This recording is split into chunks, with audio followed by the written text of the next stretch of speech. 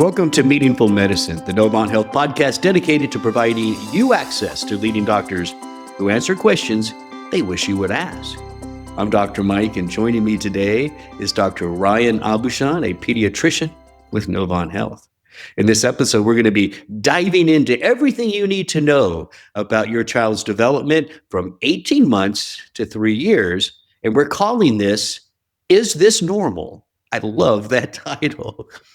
Hey, thanks for joining me, Dr. Aubuchon. I appreciate it. Hey, Mike, thanks for having me on the pod. That's what we call these, right? The pod? The pod, whatever, sounds great, the pod. I'm excited about this one because I know I have some young nieces and nephews who are becoming parents, and they got kids in this age group, and they're all nervous. I love the title of this. Is this normal? So let's just start off with what are those key milestones we should be looking for in this age group? This is one of the joys of my job, and getting to witness human development firsthand is like watching magic happen live, and it's a real joy. In this age range, from 18 months to 3 years, children change so fast. I mean, the first year or so they change fast, but it's almost warp speed in this stage, and generally speaking, children will be able to walk independently by 18 months pretty well, move pretty fast. So parents will be chasing them around. They're usually able to gain a lot of words and be able to communicate pretty effectively with their family. And so by 2 years of age, they're usually saying a lot of words. They are usually just interacting more with the world around them, and doing lots of new things. We have a lot of visits in the first 3 years of life, and so we get to check in with their development just to make sure children are kind of progressing as they should. So a lot of those milestones, though, you mentioned walking, talking, that kind of stuff, even let's say potty training, something that parents do. I was a parent. I did this, is you compare your child to other children, right? The neighbor's 18 month, they're already walking, and ours is barely. How much variability is allowed in these milestones? There's a lot of variability, and I tell families, it's impossible to not compare your child to other children. I mean, whether it's your own other children, your other daughter, or your other son, or a niece or nephew, we want to make sure that our child is developing like they're supposed to, and so that's a big part of our job, is that we can kind of stop and think and have parents kind of think about what's been happening in the last 3 months, 6 months, and so there is a lot of variability, and so we also offer developmental screenings at all the wellness visits, and to be sure that a child is moving through the milestones. But not everything is black and white. The world, there's a lot of gray, and so since we get to visit so frequently and we develop this relationship, we can talk with families about if we feel like this is maybe a child's a little bit behind, but they're not too far behind. And so we can see how, the next little interval goes to see if they're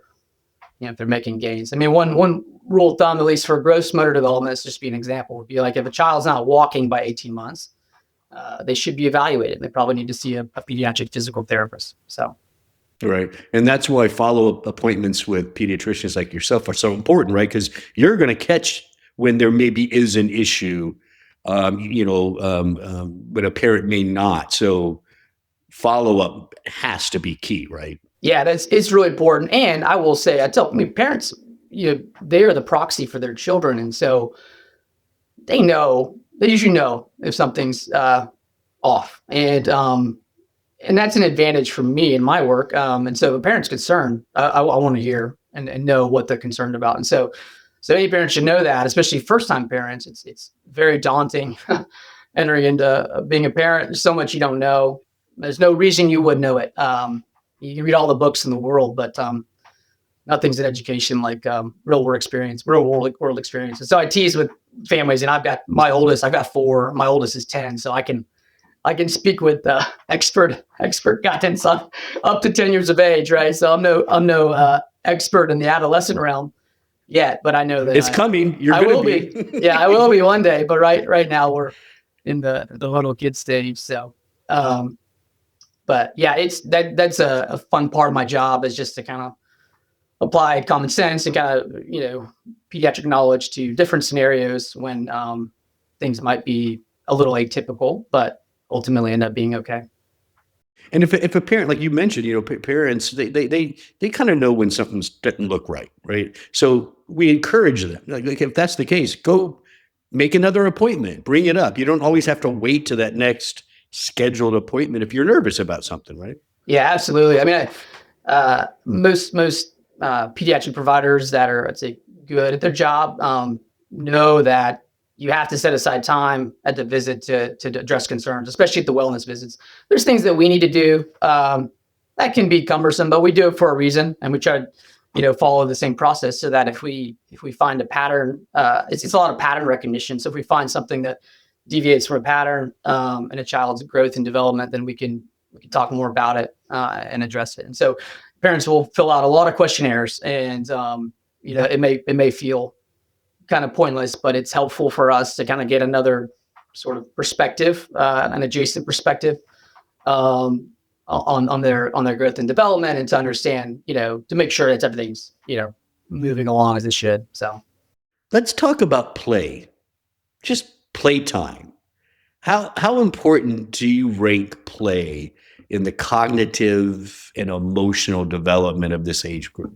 yeah, play, if it's not number one, it's right behind eating, drinking, breathing. Playing. Playing is, it's the most important thing. I mean, maybe neck and neck with reading to your child. But play is so important. Children of all ages, not just early childhood, learn through play. And they learn so much from playing with their parents, from playing with their siblings, just the kind of back and forth, the relational aspect of play, playing in parks, playing with toys, figuring out how something works is really good for their, the cognitive development, their fine motor skills, their gross motor skills. So there's so much that is enriching about play. And then typically around this age, between, year and a half, 2 and 3, they start having an imaginative play, which is just hilarious to see what they want to do. I've got a 3.5-year-old at my house, and he never ceases to amaze us with the stuff he comes up with. And he's so funny and clever. And so, yeah, play is very important. And reading too, I'll just kind of lump that in with play, is we think that reading books to your children has so many benefits. Even young infants, like even newborns and 1-month-olds, 2-month-olds, just that the bond that's created, the words that they're hearing, the stimulation visually that they get from looking at a book. And I'm trying to make sure that families know there's some wonderful resources out there. You probably heard of the Dolly Parton Imagination Library. Dolly Parton is a hero. She's a legend in literacy space. This program, parents can go online, Dolly Parton Imagination Library. It's in Guilford County, it's in Forsyth County, and sign up, and their child can get a free book every month, just sent to their house, mailed to them. And it's a really neat thing. A lot of pediatric offices have a program called Reach Out and Read, which is a national program where it promotes early literacy, and it's really neat. It's a program where the provider is able to give a book to the child at every wellness visit from birth through 5. And so it's a really powerful thing, right? It just kind of shows like we as providers. That sounds great. So one of those read yeah, obviously eating, drinking, big, got to do that. Plays pretty close. Reading's really close. I wanted to talk a little bit more about language, though, in this age range, because, and I don't know, correct me if I'm wrong, but to me it seems, when you look at the basic milestones for this age range, let me just ask you, is language the one that has the most variation? There seems to be. This goes up a lot at the 1 year, the 15-month checkup, and apparently my child's not really saying any words. And of course, there's a cousin that's like a little chatterbox, and so we'll hear that, and there does seem to be a good bit of variation in this area. We certainly see some children that maybe maybe their little bodies and brains are working real hard, their gross motor development, and they're walking when they're 7 or 8 months of age, which is super early. And most children walk between 12 and 15 months of age. And so I get the question a lot around 12 and 15 months that, my child's not really saying anything, saying any actual words. They're babbling very well. Well, usually we just want to make sure that they have good receptive language, even if there's not much in the way of expressive language. We know that at this age, if there's good receptive language, we know that with time, the expressive language or the words will follow. Additionally, I mean, this can be a clue to us if a child has poor receptive language or displays poor joint attention. We would potentially be concerned a child might have autism spectrum disorder. And so that would be something that we always kind of want to follow up on. But more often than not, I see children back at 18 months and 2 years of age, and the parent that was worried about their child not talking can't get them to stop. So yeah. And as far as like helpful benchmarks, I'd say most two-year-old children can say about 20 words or more. This is average.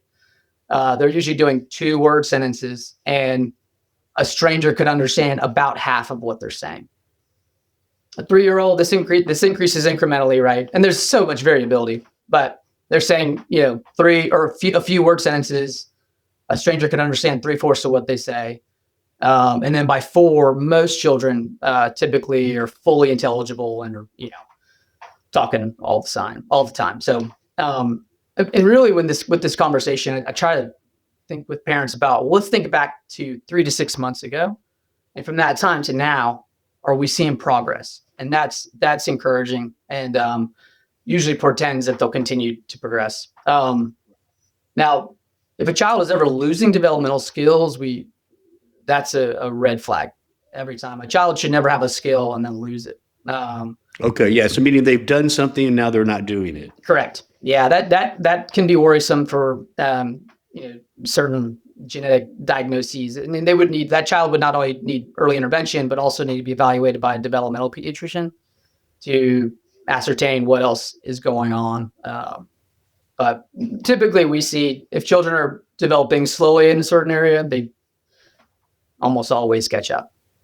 Well, I want to back up just for a sec, just to make sure the listening audience understands this. You said something about language. You said receptive language. Can you define that for us?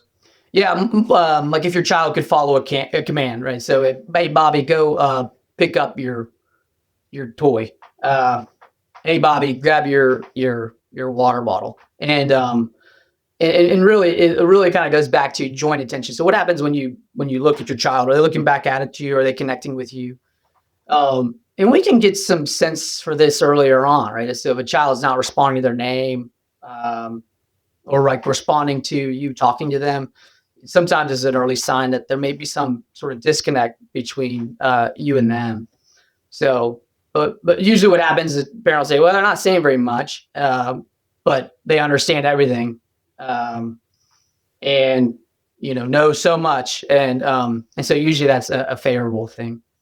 And I just remind family, there's so many great resources. You don't just have to see your pediatrician to talk through this. The CDC has a pretty robust website in the area of childhood development. They even have an app. There's an app for everything, right? So this CDC's milestone tracker. So you put it on your phone and kind of plug in what your child's doing and see what if it's typical or if they're behind. And there's one other resource I use a lot. It's called it's the American Academy of Pediatrics parenting website. It's called healthychildren.org. And it's a fantastic resource. It's all pediatrician curated information and in all the areas of childhood, and could be a big help and reassurance. Yeah. And of course, if you use those services and those kind of apps, fantastic. If you notice something's not quite right, call your pediatrician. Don't self-diagnose. Don't do anything like that. Make sure you stay in touch with your doctor. Let's change the conversation now to nutrition and sleep, right? During this age group, what kind of patterns are developing in those two areas in this age group? Well, there's a saying in pediatrics. You learn this in medical school or residency that children are not just tiny adults. You probably heard this before. Well, I think in the area of sleep and nutrition, they really are. We're learning so much here, lately about the benefits of sleep and, of course, the benefits of a healthy diet and nutrition. And for a child in this age group who's growing and developing rapidly, their brain is growing rapidly, and their brain is making all these new connections. It's vital that they have healthy sleep patterns and healthy diet. And so, there's a reason that toddlers can get hangry and that they can have more tantrums and meltdowns if they're hungry or sleepy. It's their little body's way of telling us, hey, I need these things. These are important to my health. Yeah. I have 50-year-old friends that act like that. Yeah, so. That's right. That's what I mean. They're not that unlike us, right? You get hungry and that's great. And I'm sure there's good resources too there. If somebody wants to learn a little bit about how maybe to improve a sleep pattern or improve some nutrition, I'm sure there's CDC. There's all kinds of resources, right? Yeah, there is, and typically a child's pediatrician has some kind of pro tips about places you can go, or maybe some sage advice, something that worked for their child, or something that's worked for their other patients. And I wonder if maybe you're cueing in on some of the picky eating as well at this stage. Just pretty common too. So it really kind of goes back to children just sort of at this age, they're gaining independence, that they're having opinions that they want to express. And so it's not uncommon for children at this stage to become pretty picky eaters, which can be a big stressor for parents, wanting to feed their children healthy food. Right. I just learned in my experience, you can't force it. You try to sneak in some good nutrition here and there, but all my kids are eating fine now. I promise you. That's it. Yeah. It's like we think about their nutrition in the course of a week, right? Because toddlers can be so finicky. They'll have a good meal, bad meal, good day, a bad day. And so I try to encourage families just to think about the course of a week. Did we get a little bit of this, a little bit of that? Drink plenty of water. And all that, and then children won't starve themselves, but they certainly will show a preference for what they like. Right, of course. Yep. Okay, so any tips for the terrible twos? Oh boy, yeah, this is.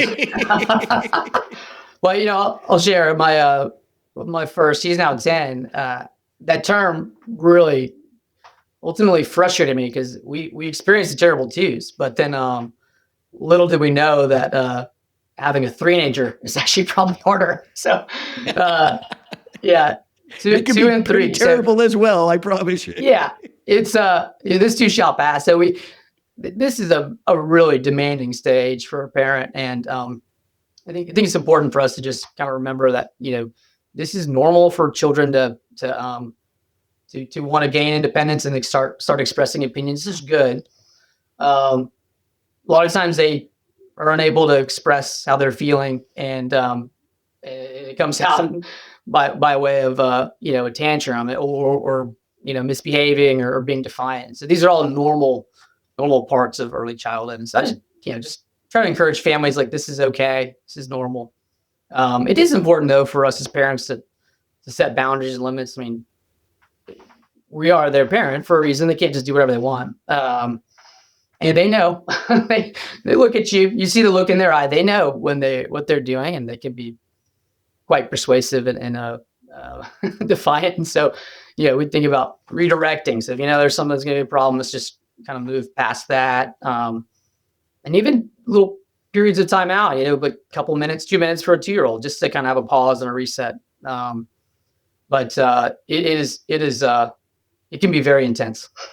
Yeah. So with the tantrum, there's a lot of debate about how to handle tantrums, right?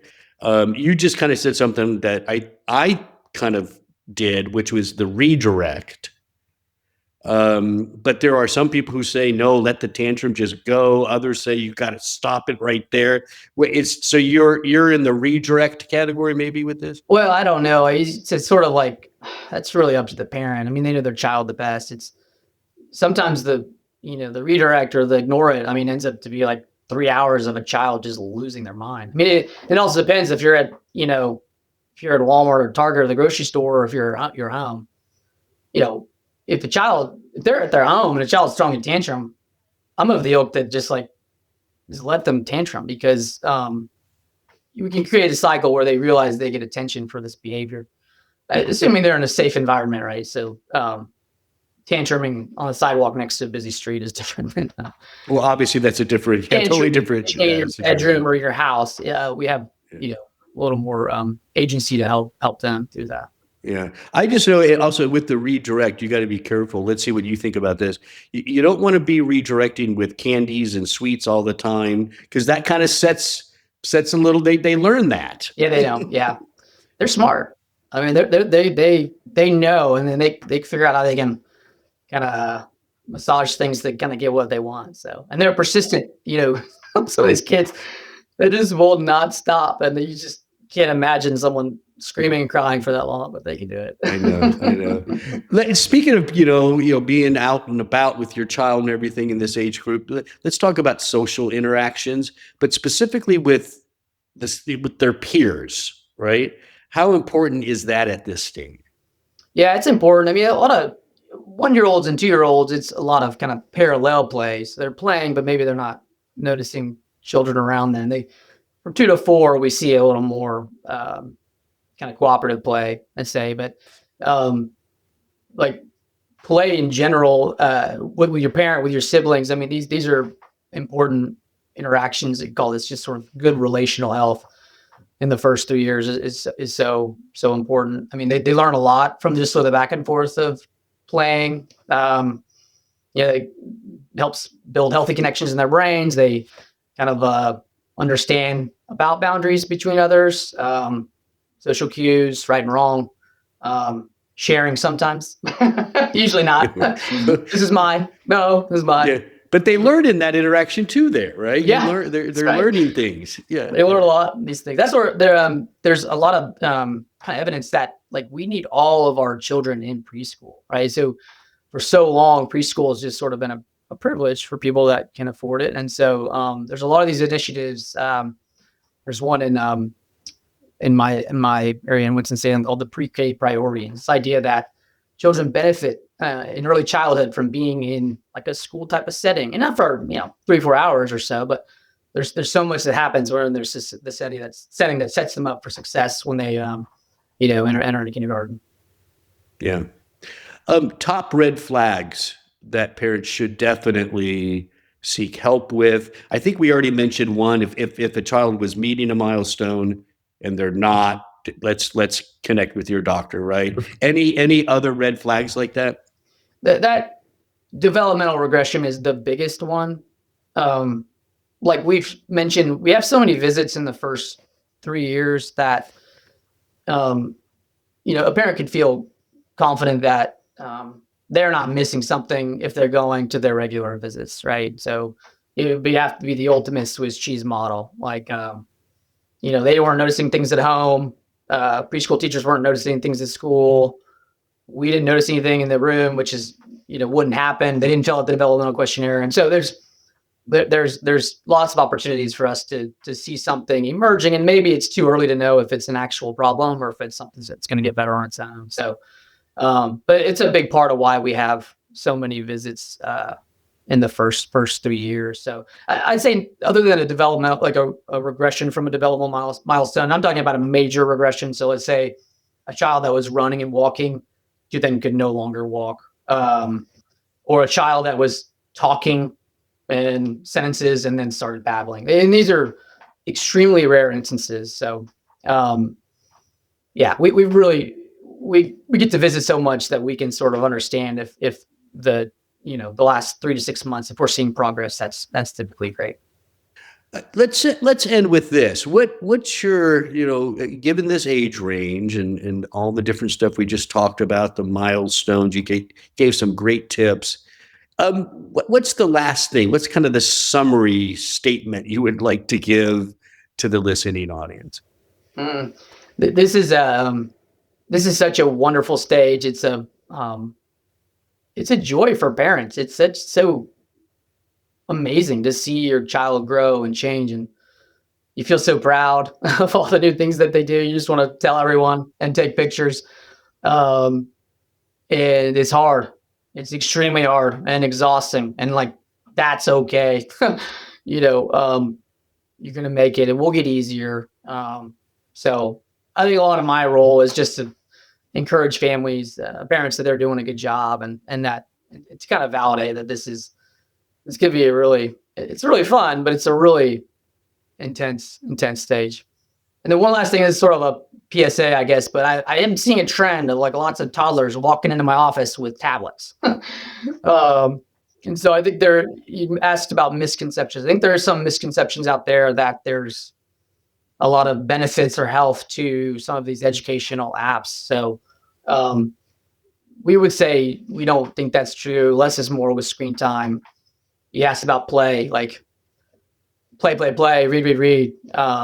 All of these things. We don't know that there's much benefit to looking at a screen in this age group. So very good point. Yeah. Yeah. And that's, unfortunately, I don't know if those are going to go anywhere. Yeah, they're not. And this, I'm not judging. My 3-year-old loves Paw Patrol. My kids watch shows, but with supervision, I understand it can be very helpful. It's a helpful break for parents when they're they need to cook. It's just like, it is helpful to let your child kind of look at the screen a little bit. So. But there's like with a lot of things, there's a balance there. And we got to learn with, all of us as a society, we need to learn what that balance probably is a little better. Absolutely. All of us. We could all, do a lot less of this. 100%. This was a fantastic discussion. Thank you for coming on the show today. Yeah. Thanks for having me on, Mike. Appreciate it. That was Dr. Ryan Aubuchon sharing invaluable insights on early childhood development. To find a physician or learn more, please visit NovantHealth.org. And for additional health and wellness information from our experts, you can check out HealthyHeadlines.org. If you liked this podcast, please share it on your social channels and explore our entire podcast library for topics that interest you. This has been Meaningful Medicine. Thanks for listening.